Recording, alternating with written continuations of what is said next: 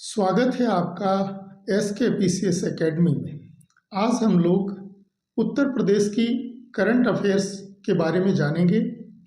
आगामी परीक्षाओं के लिए महत्वपूर्ण हैं, तो चलें क्या क्या ध्यान रखना है आपको। उत्तर प्रदेश में कल्की धाम मंदिर का शिलान्यास किया गया है। 19 फरवरी 2024 को प्रधानमंत्री द्वारा उत्तर प्रदेश के संभल जिले में इस मंदिर का शिलान्यास किया गया।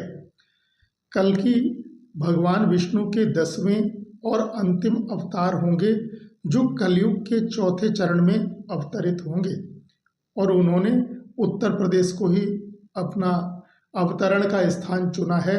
तो यूपी में ही अवतार होगा भगवान विष्णु के 10वें और अंतिम अवतार के रूप में कौन आएंगे? कल्की महाराज आएंगे।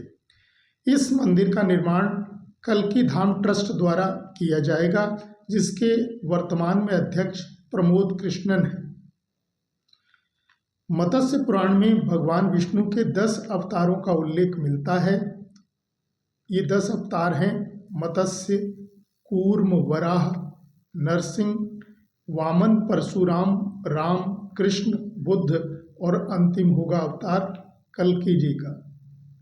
मत्स्य मछली का अवतार लिया था, कूर्म कछुए का, वराह ये सुअर का अवतार लिया था, और नरसिंह आधा नर और आधा सिंह, वामन परशुराम, राम, कृष्ण और बुद्ध। आप लोग ये भी ध्यान रखना, कभी प्रश्न आए सबसे पुराना पुराण कौन सा है, तो राइट आंसर मत्स्य पुराण होगा। और मत्स्य पुराण में ही विष्णु भगवान के 10 अवतारों का उल्लेख मिलता है। वराह का अवतार भगवान विष्णु ने इसलिए लिया था क्योंकि हिरण्याक्ष राक्षस, कौन था? हिरण्याक्ष। इस राक्षस ने पृथ्वी को सिंधु के अतल तल में फेंक दिया था। इसीलिए पृथ्वी का उद्धार करने के लिए भगवान विष्णु ने वराह का अवतार लिया था। नरसिंह का अवतार भगवान विष्णु ने इसलिए लिया था क्योंकि हिरण्यकश्यपु, क्या कहेंगे?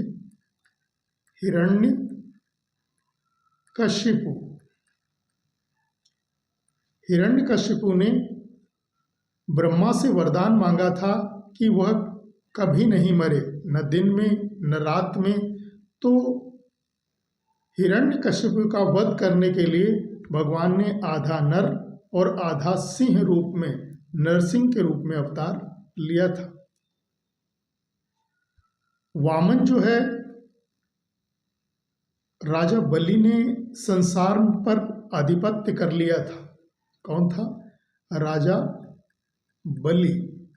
इसने संसार पर आधिपत्य कर लिया था, इसलिए संसार को मुक्त कराने के लिए भगवान विष्णु ने वामन का अवतार लिया। फिर परशुराम, राम, कृष्ण, बुद्ध ये भी भगवान विष्णु के अवतार हैं। और अंतिम अवतार कौन सा होगा? कल्की महाराज का होगा, जो कहा गया है कि श्वेत वस्त्र पहनकर, सफेद घोड़े पर बैठकर और हाथ में तलवार लिए उत्तर प्रदेश में अवतरित होंगे। वैसे तो सहारनपुर और फर्रुखाबाद की बात आ रही थी कि यहाँ पर अवतार होगा, लेकिन इस कल्की धाम मंदिर का शिलान्यास किया गया है संभल जिले में, इसलिए आप इसको ध्यान रखेंगे। आ सकता है प्रश्न, कल्की धाम मंदिर का शिलान्यास यूपी के किस जिले में हुआ है? तो संभल जिले में। 42वां रामायण मेला ये जो है 2023 में उत्तर प्रदेश के अयोध्या जिले में आयोजित हुआ था।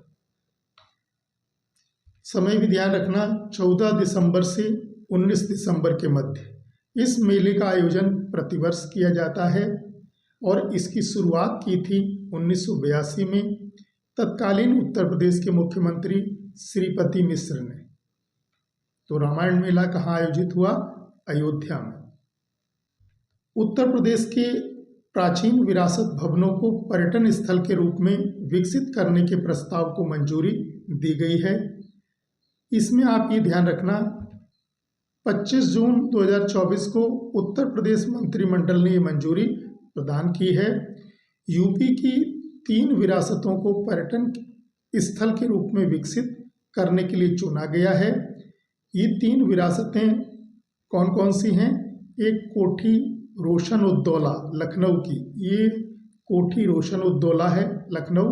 बरसाना महल मथुरा, ये बरसाना महल है मथुरा का। और शुक्ला तालाब कानपुर देहात। तो ये 3 विरासतों को चुना गया है जिन्हें जो है विकसित किया जाएगा पर्यटन स्थल के रूप में। ये कुछ अन्य पॉइंट्स हैं, इनको भी आप ध्यान रखना। जैसे उत्तर प्रदेश में बायोप्लास्टिक पार्क कहाँ पर स्थापित हो रहा है? तो लखीमपुर खीरी जिले में, और गांव का नाम है कुंभी गांव। मित्रवन, शक्तिवन, युवा वन और बाल वन, ये जो चारों वन हैं, ये उत्तर प्रदेश सरकार द्वारा वृक्षारोपण जन अभियान 2024 के तहत उत्तर प्रदेश और पड़ोसी देश नेपाल की सीमाओं पर इसके तहत जो क्या किया जाएगा? वृक्षारोपण किया जाएगा, यानी वृक्ष लगाए जाएंगे नेपाल और यूपी की बॉर्डर पर, और वो कहलाएंगे मित्रवन, शक्तिवन, युवा वन और बाल वन। तो कभी प्रश्न आ जाए कि ये उत्तर प्रदेश से संबंधित हैं और नेपाल बॉर्डर पर लगाए जाएंगे। जटायु संरक्षण एवं प्रजनन केंद्र, ये गोरखपुर में बना है और मुख्यमंत्री महोदय ने 6 सितंबर 2024 को इसका उद्घाटन किया है। रोड टू स्कूल कार्यक्रम, ये भी गोरखपुर में उत्तर प्रदेश के मुख्यमंत्री ने 20 अगस्त 2024 को शुरू किया है।